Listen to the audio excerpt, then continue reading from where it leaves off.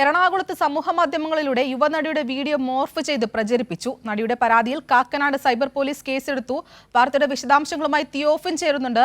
തിയോഫിൻ, ഇപ്പോൾ യുവനടിയുടെ video morph ചെയ്ത് പ്രചരിപ്പിച്ച വ്യക്തിയെ പറ്റി കൂടുതൽ വിശദാംശങ്ങൾ എന്തെങ്കിലും ലഭിച്ചിട്ടുണ്ടോ? എന്തൊക്കെയാണ് കൂടുതൽ വിശദാംശങ്ങൾ?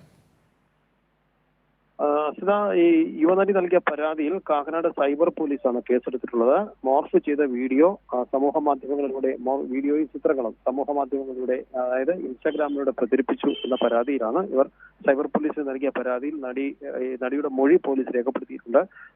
വീഡിയോ സമൂഹ മാധ്യമങ്ങളിലൂടെ ഇൻസ്റ്റാഗ്രാമിലൂടെ പ്രചരിപ്പിച്ചു എന്നാണ് ഈ പരാതിയുടെ അടിസ്ഥാനത്തിലാണ് ഇപ്പോൾ കേസെടുത്തിരിക്കുന്നത്.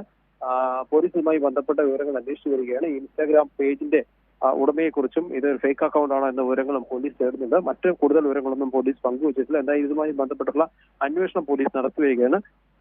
നടിയുടെ മൊഴി രേഖപ്പെടുത്തിയ ശേഷമാണ് പോലീസ് വിശദമായ അന്വേഷണം ആരംഭിച്ചിട്ടുള്ളത്.